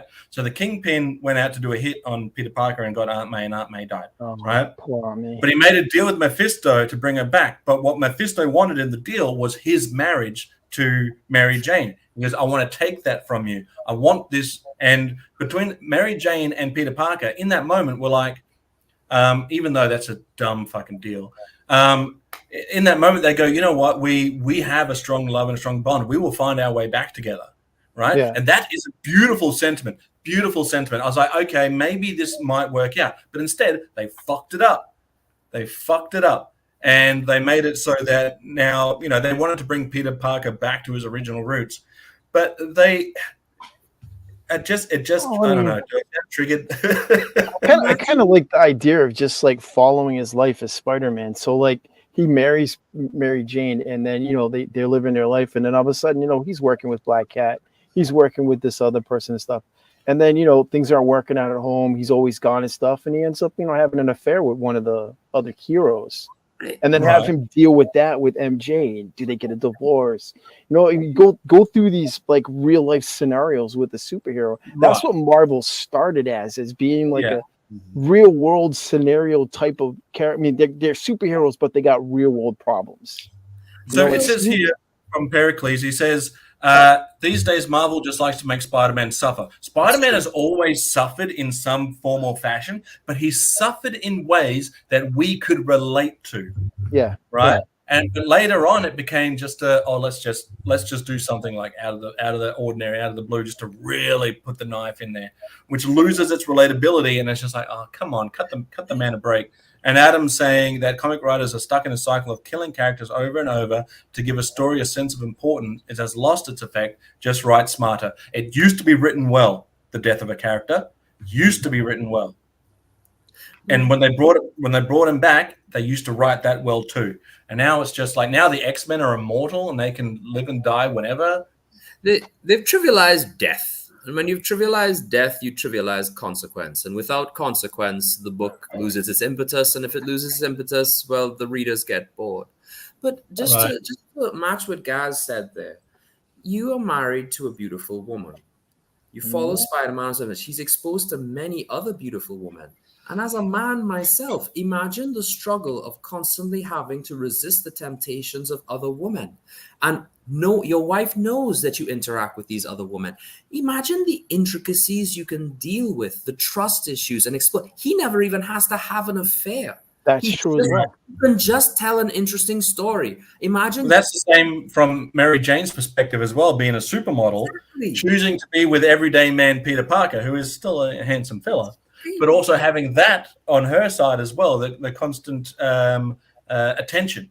Yeah, exactly. I mean, can you imagine the self-doubt in Peter Parker's mind, where he's Spider-Man. She knows he's Spider-Man, but he's yet jealous of that model that's working with MJ. Yeah. Right? Right, exactly. Imagine also getting older. Imagine him having a spider kid and who's a mutant, and having to raise Spider Kid, who is just as rebellious and just as this, and having to be the Uncle Ben in Spider Kid's life and having to teach them the value of responsibility. Imagine Spider Kid getting upset and being bullied just like he was, but they've got spider powers and they just knock them out. Right. There's a lot of storytelling that can happen, but they aren't interested in telling good stories. They're interested in, I don't even know what they're interested in doing anymore. I just kind of, I don't know. Lilith, shout out to mums and letting their kids read comics and supporting that. I definitely had a very supportive mum when it came to comic book collecting. Here's to mums. To mums, if you got them, and to dads, if that was where you were. Dads as well, yeah. Wherever you were, whatever parental figure was handing out comics back in the day before we had disposable income. Yeah. I just think Marvel and DC, they're not on the same boat. With Spider-Man, you've done so much with Peter Parker, and now it's Miles Morales. He's the cream of the crop. He's the new Spider-Man. Let's do the multiverse and have 15 different Spider-Mans. It's ridiculous. Oh, I mean, it is what it is. You can't change their mind. But comics is an interesting business where, I mean, right now that's the fad. Who's to say in 5 years it'll be completely different, because that's how it works, right? Yeah. That's how it works. It never used to be. It never used to be like a hard reset all the time. Like everything seems to be getting a hard reset now. This is a great comment from Nate saying that his kid would end up being a jock. What an ultimate move that would be. But it used to be up until a point that, and Hans brought this point up, is that you would follow along with these stories. The X-Men grew up from being kids to being teachers, right? So Peter Parker grew into actually having a career, and that sort of went up and down as well. But now it's sort of like quick reset, maybe shake the team up a little, kill off some people, bring them back, rinse and repeat sort of stuff. Yeah. Lilith just said something very important. She said, I think comics, especially Marvel nowadays, is trying to be like the movies. And you're right. There's additional pressure for these writers to write like movies. But the problem is it's not movies, it's comic books. Sometimes a comic book does not translate well into a movie and vice versa. I mean, the only comic that I have seen immaculately transform itself into a movie was Sin City. That was great. That comic and that movie, please, more of that. You know what I mean? But I think that X-Men did it first. Like when the X-Men movie came out, they were like, we're not going to put them in their suits. And we're seeing now in Deadpool 3 how cool that Wolverine suit would have looked if they just bloody did it. Well, I mean, they changed the comic and make them all wear black spandex now in the comic book. And they had some of the best looking suits before that happened. Well, I mean, in their movie, the X-Men movie, was it Bryan Singer? Was he the director? I believe it was, right? He didn't want he didn't even allow them to read the comic books. He wanted it to be his X-Men and do it his way. You know, I mean, I remember seeing an interview with Hugh Jackman. He's like, they was sneaking in comics to read them. It was like, you know, what is the black market comics they were reading just so they get an idea of the characters. Yeah. Interestingly, is that Bryan Singer's X-Men movies were actually good movies.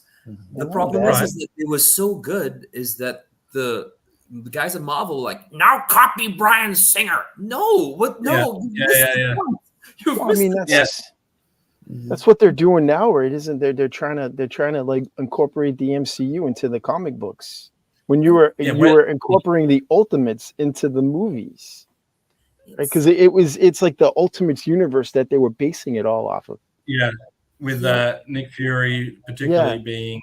So they're basing it off of that, and now they're trying to change their. Well, I don't know if I haven't really read Marvel in a while, but. I got the gist of it just looking through some of the stuff is that they're trying to like forge the Marvel Comics universe into the MCU, like the movie universe. And I'm like, don't do that because that's the source material for your movies. That's where all your information. If you change it into that, you just lose the plot. But they're making a ton of dough, and that's why they're doing it. So they chase the dollar instead of the creativity. And Lilith says in past comics get groundwork. Nowadays, especially Marvel, is allowing movies doing groundwork for comics, not the other way around as it used to be. But I will say, and I agree with this comment. I love Uncanny. Yes, I agree with Planet Decepticonicus. Yes. I do want to say there was another movie that I loved that was integrated from comics. And that was The Crow, the first one. Oh, yeah. That was actually really well done. I had no idea about The Crow as a graphic novel or a comic or whatever until after the movie. And that also goes with, as we touched on before, Gaz, the Ninja Turtles. I had no idea about the original comic either. I found those after the fact. But again, very, very faithful translations. And then you look at League of Extraordinary Gentlemen, and it's like, oh, that's a shame, right? I don't think it's a terribly bad movie. I didn't think it was a bad movie. I don't think it's a incredibly bad movie. The translation is definitely more geared towards Hollywood blockbuster than it is the original feel of the comic. My feeling on it is like they try to put too much into a film. Right, they try to put too much. It's like you're doing an origin story, so you're telling just the start of it, but you feel like you need to tell the origin story, but then jump into like a major point in like I'm gonna use the X-Men in the X-Men storyline, right? Something they don't deal with until like 20 years after the book has come out, and you introduce the characters, and then they're dealing with that issue, or for instance, like the Phoenix saga, like Marvel Girls becoming the Phoenix. Yeah. And you're introducing that within 3 movies. You don't need to do that. You could have planned anything else other than that. You could have done it. Magneto could have been your bad guy for 3 movies. You could have introduced anybody else, Juggernaut or something like that. You could have done anything like that, but you jump right into that. One of the major story arcs of the X-Men. That's like a trilogy in itself, right? On its own. It doesn't need to be thrown into your first 3 movies, right? And did anybody like Logan? Yeah, I liked Logan. Yeah, I thought it was decent. It was good. Translated from the comic book to the way different, way off. Was it? Again, Old Man Logan is a brilliant comic, and a very interesting concept, and it's super heartbreaking too. I mean, but you have like the Hulk creating his own family with the She-Hulk. And the demise of the X-Men at the hands of Wolverine. Right. But none of that's in there. No, but it's still a good movie. But it's not at least they didn't call it Old Man Logan and confuse us with it. Yeah. So that's a good example of taking a concept from comics, translating into a movie and letting it be its own thing. Yeah, because I can say at both points I enjoyed both media, Old Man Logan as well as Logan the movie, and I think good on them. They did a good shot. The only thing I wanted to see in the movie was when the kids actually crossed over the border into Canada. They're in and they go in and you hear Magneto's voice and he goes, "Welcome to Avalon, children. You'll be safe here." That's all I wanted, and that would have been a great way to end the movie, to show that Magneto was still alive too. That would have been nice. Yeah. How did he get his adamantium back on his claws? In the comics, they No, in the stripped movie. it. He always I had don't- it. He never lost. No. it. In the movie, he gets his in Oh. X-Men Origin. Is it Wolverine? The Wolverine, Dude. right? Oh The yeah, he Wolverine, breaks. they grow back bone, but then they're adamantium again by the time Logan comes out.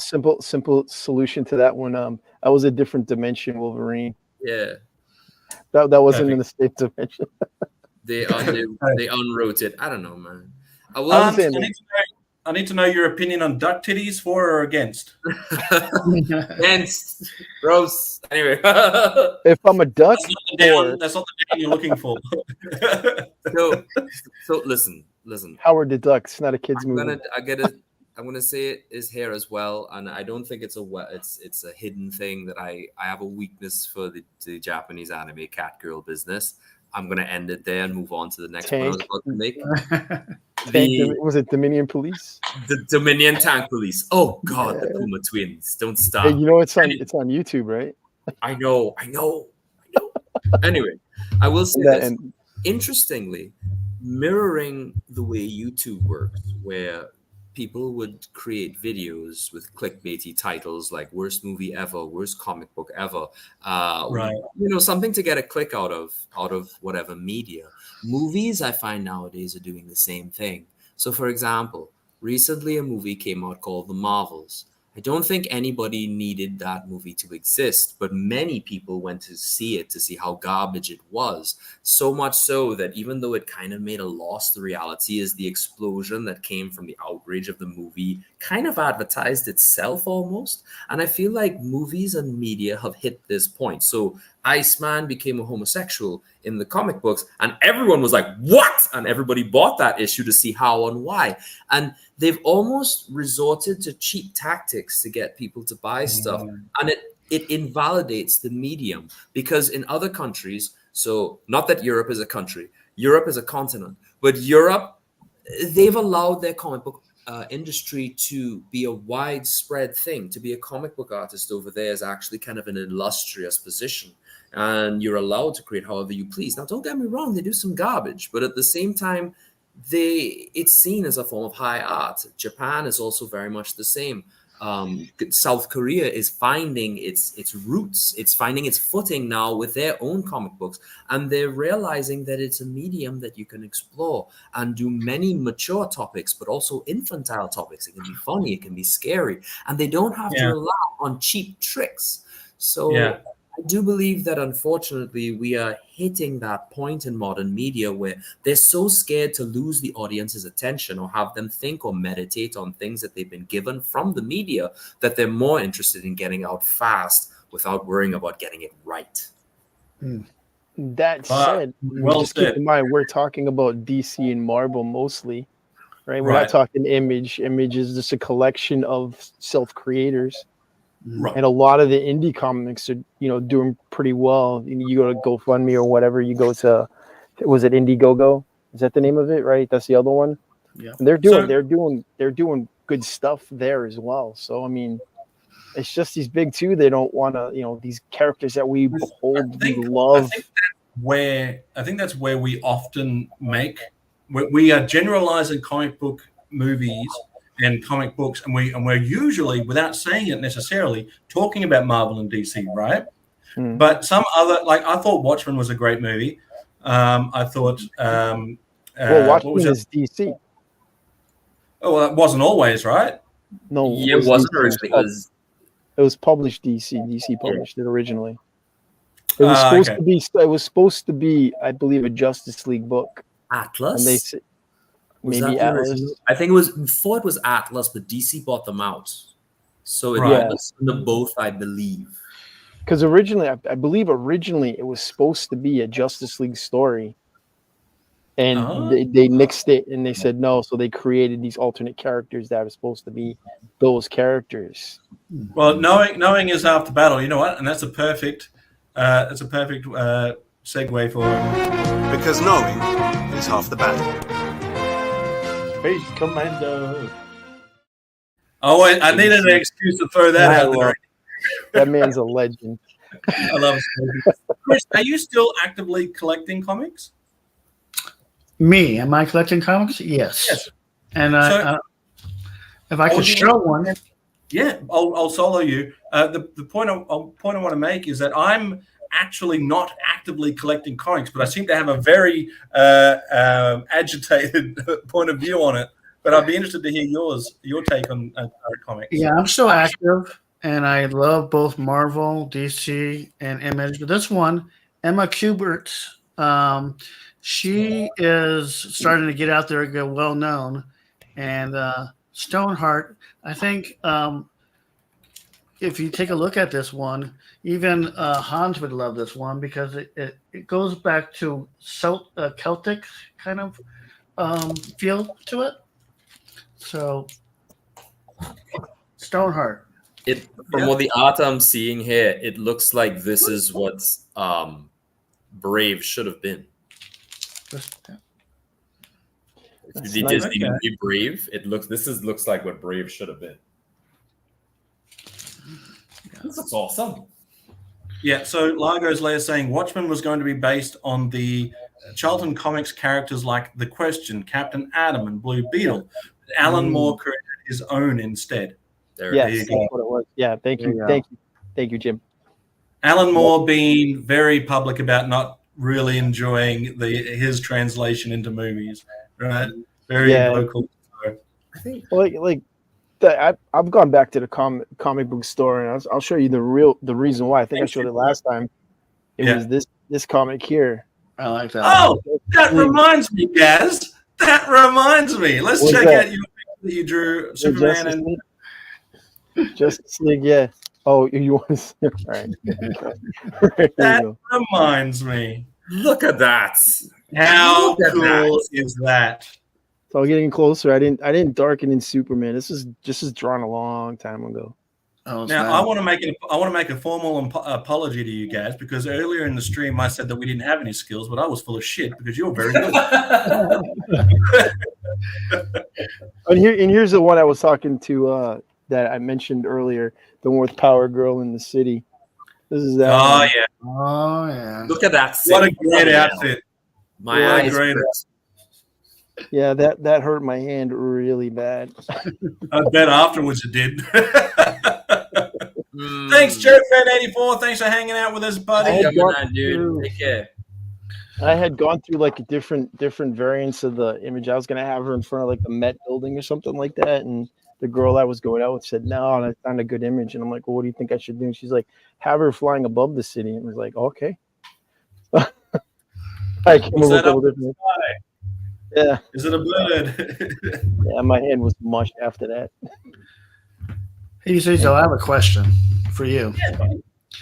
In Australia, do they have kind of a different independent comic in there? That is a good question. And I did see the Lilith put out here is, do you read any Australian comics?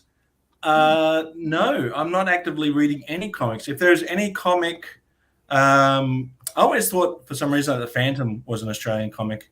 But I don't know if that's accurate or not. I think that's just something I believed when I was a kid. I also thought there was a comic strip called Foot Rot Flats, which is actually a New Zealand comic and cartoon if you've seen it. I thought that was Australian too. I was way off. So if there are any Australian comics, I'm not aware of them, and I would love it if Lilith could shout it out loud and let me know which ones I should be checking out, because I'd like to support some local artists if there's anything cool happening. There has to be a cool industry down there. There has to be something.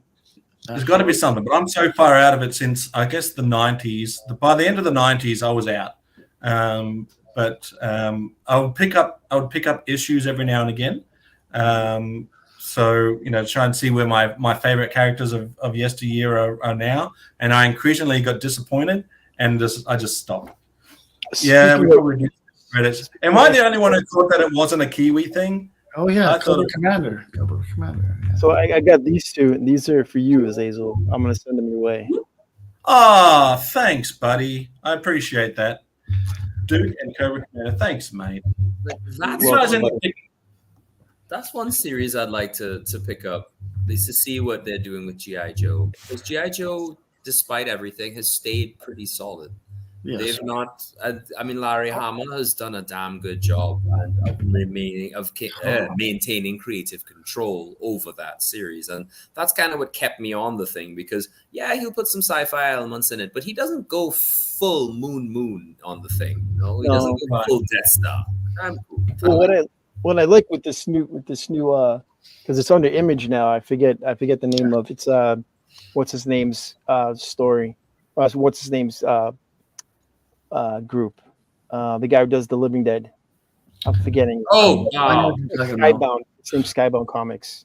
That's his Dave. somebody will say it in the chat, right? Yeah. But they got the original line going still, 303, 304. They're doing another one with their crossover with the Transformers, and then they have Duke and then they're doing Cobra Commander, which is pretty cool.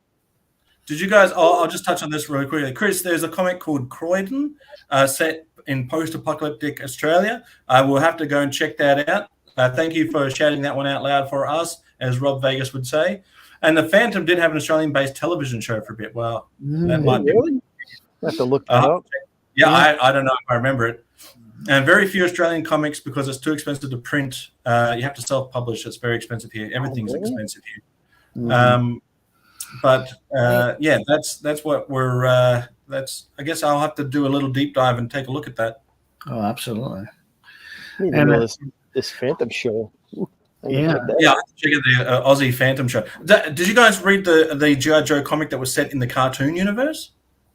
I have a couple issues of it. Yeah, I didn't finish it though. I haven't checked that out, but I thought that was a great concept. Like, continue the story of the cartoon.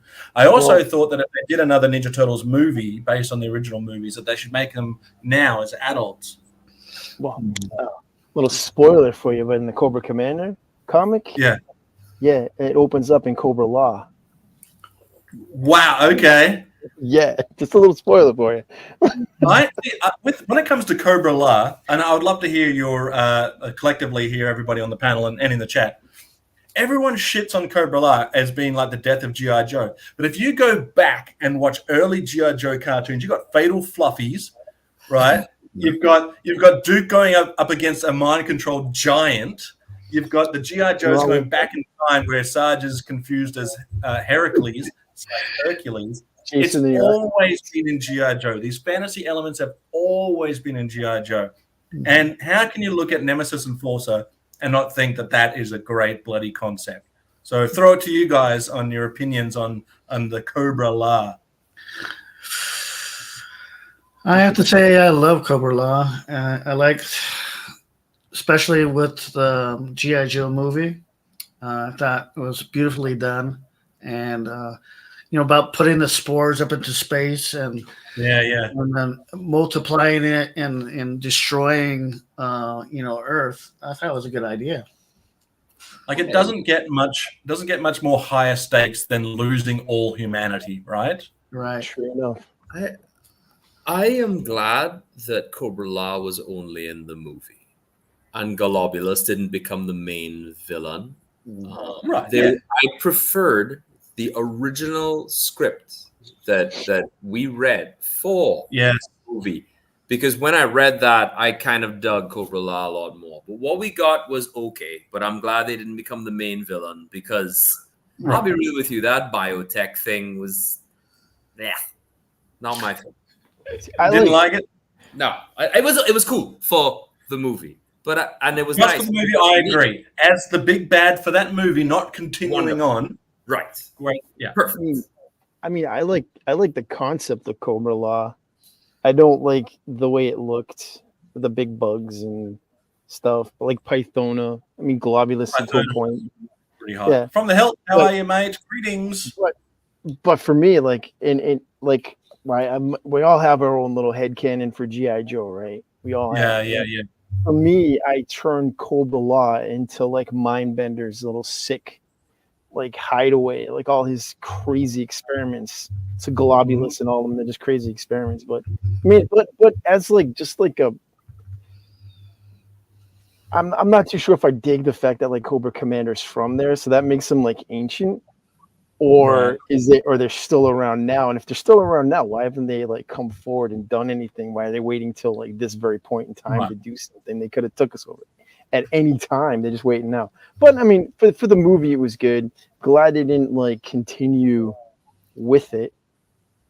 But I mean, let's see how it works out in the comic books. In the comic books, it looks a whole lot different. Yeah, in the comics, Cobra Law is like the Cobra's religious arm. It's like the church. Yeah, well, no, in Cobra Commander, it's legit Cobra Law. Yeah. Like I like the church concept because to me, Cobra Law is their social outreach program that kind of converts lower class people and homeless people to the cause. Like to me, that's insidious. Yeah, that's some evil stuff. You know, yeah, I dig that better. I dig that better than having like this snake race. Yeah, I don't mind the horror / science fiction part of Cobra Law. I do think that turning Cobra Commander was never the brightest, but turning him into from a blue man into a snake man, great imagery, like horrific imagery. But I think it would have worked just as well if they still did that to Cobra Commander, still like messed him up, but don't have the history of him also being from there, right? They could have kept that side separate, still messed him up.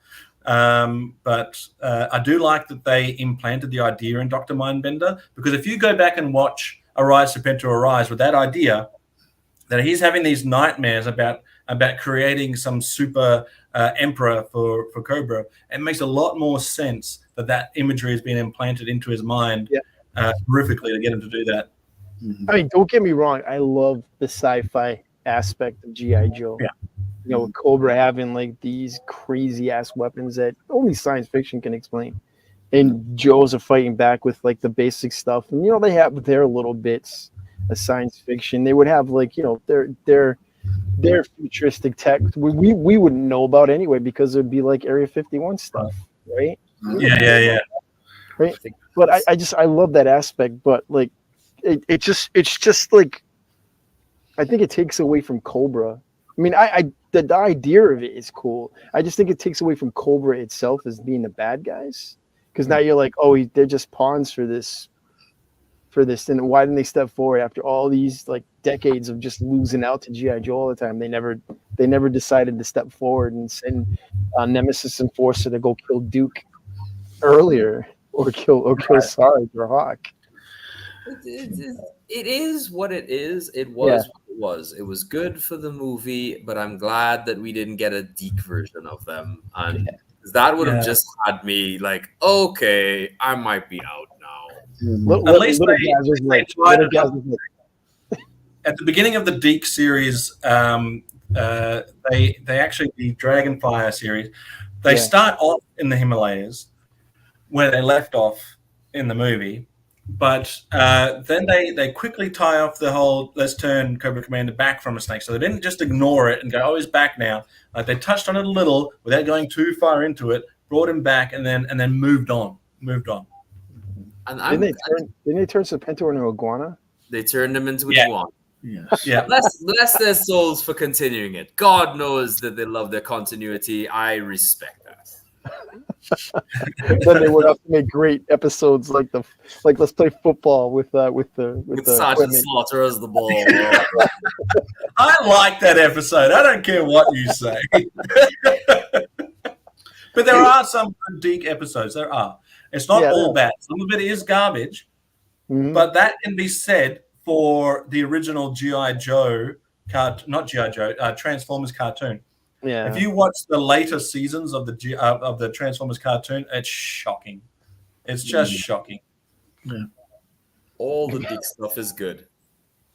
All of it. Okay, perfect. All of it. All of it. Not all of it. All. No. All or none. No. They do show Ninja Force. They've got Skymate, which is the spoiler alert if our friend Nate's still watching, is in Aussie GI Joe. But not all of the storylines are bad. Some of them are very good. Some of them are cheesy, but I still find enjoyment out of it. They're not as bad. They get a bad rap. They're not that bad. You have them dealing with drugs, with Falcon being like addicted, right? And what a great concept that is to be tackling. They bring back that whole sibling rivalry, with Duke and Falcon, and then they actually, it gets heavy. Bang, bang. Oh, please no.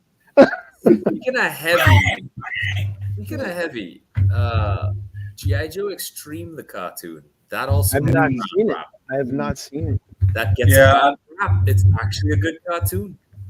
Which one actually did that one have Hawk and Lady Jane and Doc? No, I There think was that's Sergeant Stone. Savage. That's when they unfreeze Sergeant Savage. That's Which I Sergeant haven't seen. Okay, I knew they showed up again somewhere. Is it Sergeant Savage or is it something else? No, you're talking about, you're right, Sergeant Savage. Not Sergeant Savage, no. They thaw him out, right? It's not Sergeant Savage. It's Sergeant Savage does get thawed out. It's Sergeant Savage, right? I know you're thinking of the comic book, right? It is Sergeant Savage who gets thawed out. Yeah. I'm mixing up with Sergeant Rock. I'm sorry. Sergeant Rock, that's what I was going to say. Yeah, it's Sergeant Savage. Yeah, and it's got Hawk. Oh, we're going to know. What's a no? Is it not Sergeant Savage? What's a no for? Tell me more. No, I think it might be in regards to Lady J and Hawk being in the Extreme. Oh. Okay, so Lady Jane and Hawk were in the first episode, if I remember right, for Extreme. Well, I know they pop up somewhere else. Where is it Extreme? Well, Extreme has that cool bad guy, right? It's got like the skull thing. Law. Jeez. Yeah. That guy actually. Oops. You didn't hear that, Retro. You didn't hear that, Nate. Yeah. What he's saying is it's not true. He wasn't Aussie. I think So Retro Tinker, Nate, and I do a fun new show. It's a fast-paced show where we do a look at a single GI Joe character. We did one on Monday night for us. I had such a blast, and we call it "Oh Ring a Bell" because it's like, does this character ring true to you? Do you have any recognition of this character? Does it mean anything to you? And I had an absolute blast because Nate knows a lot about what he knows, but he doesn't know a lot about G.I. Joe.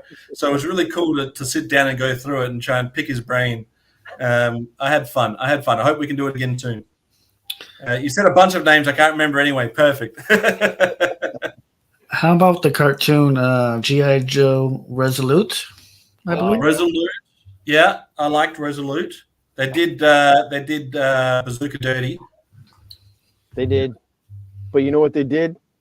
They made Cobra Commander go, I'm not going to be that laughing stock you think I am. You're going to see the real me now.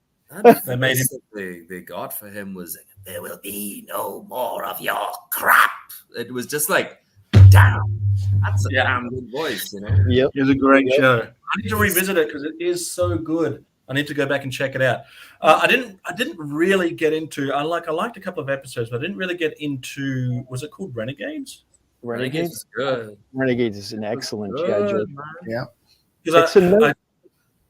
Oh, go ahead. So I've only seen a couple of episodes, but I enjoyed the ones that I did, but not enough to get me to go into more of it. But if I recall correctly. And if Pericles is still in the chat, and I know Lilith is also a great source of information, I'm almost certain there was an episode of the Avengers cartoon show, Heroes, Mightiest Heroes, or whatever it's called, where some G.I. Joe characters show up, or at least they're modeled after G.I. Joe, like Wild Bill. Do you know what I'm talking about, Hans? I know exactly what you're talking about. Yeah. Do you know the episode I'm talking about? I'm trying to remember. It's there's a bunch of nose or something like that. It's but yes, yeah. Earth's Mightiest Heroes, the Avengers cartoon show. I think it only had 2 seasons, but there's one episode, and I think it's in that cartoon where this like mercenary team come in. I don't think they're good guys or bad guys or whatever, but they're definitely modeled after G.I. Joe, and I thought that was a cool little nod. Wild Bill is one of the Hulkbusters. There we are. That's what it was. Nice. There it is. Yeah. Oh, okay. Sergeant Savage cartoon came with figures separate. Okay, it was his own thing.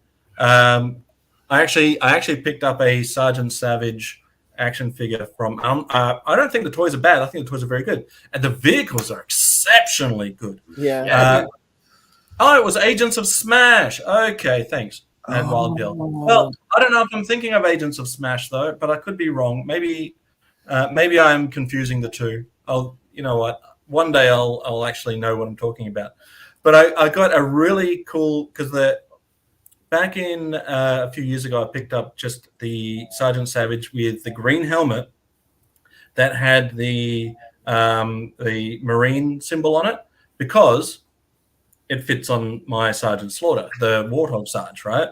So and then when I went to Canada with Adam, I saw that they had another version of that one, but with a brown helmet, which I thought would be even better on the Warthog Sarge than the green one, because it sort of goes with that theme. And that's where I got that brilliant Ron story. The guy came out and said that he knows Sergeant Slaughter, a.k.a. Ron. But we'll definitely do Ron Con eventually. If you're talking about the shorts with Ant-Man and Claw, the mercenaries were based on the unit from Predator. Yeah, that's cool. I don't know if it's that either. Like I'll go back. That's cool too, though. Wild Bill sneaks and credit to a few cartoons. Well, it's got that great look. So it's even Wild Bill was probably modeled after what's his name from that war movie. Robert Duvall. Duvall. With the Marlon Brando movie, right? Apocalypse Now. He played the cavalry colonel. Right. Oh, So meatball in the morning smells like victory. perfect.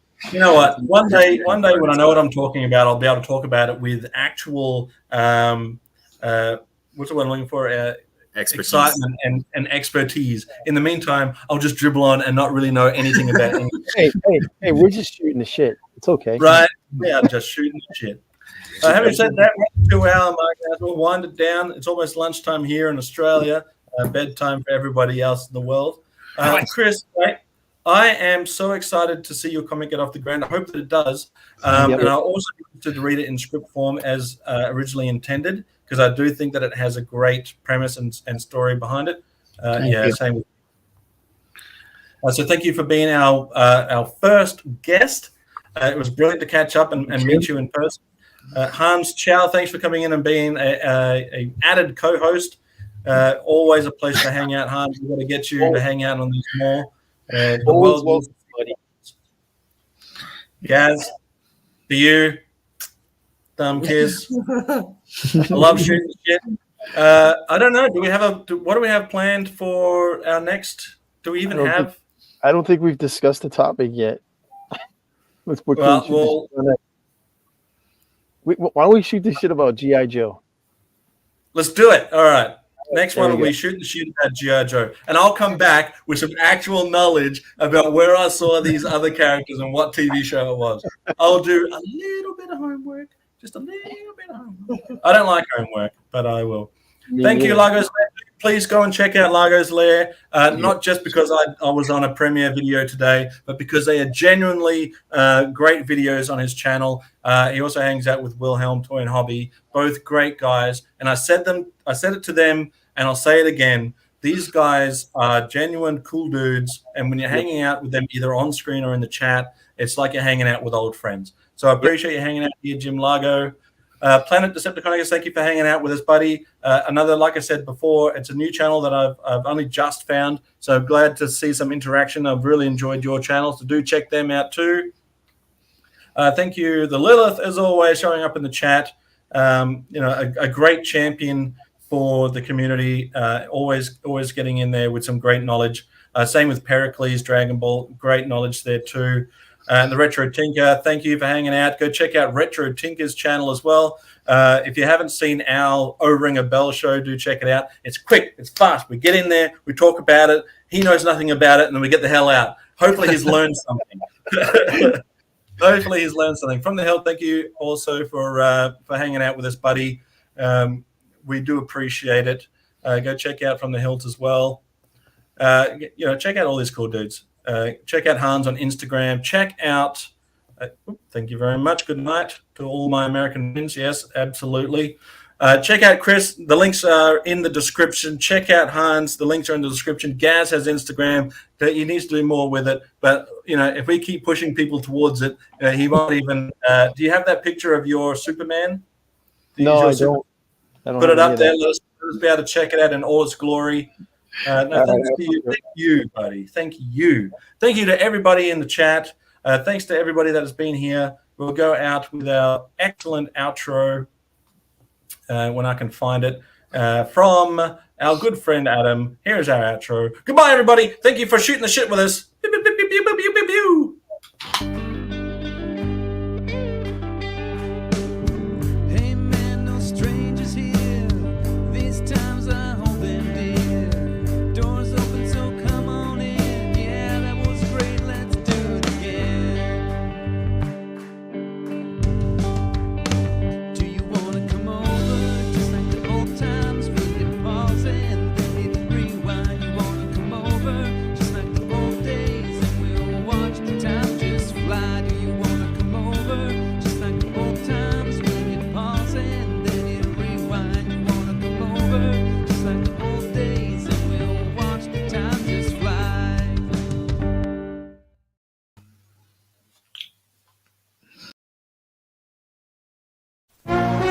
Because knowing is half the battle. Space Commando.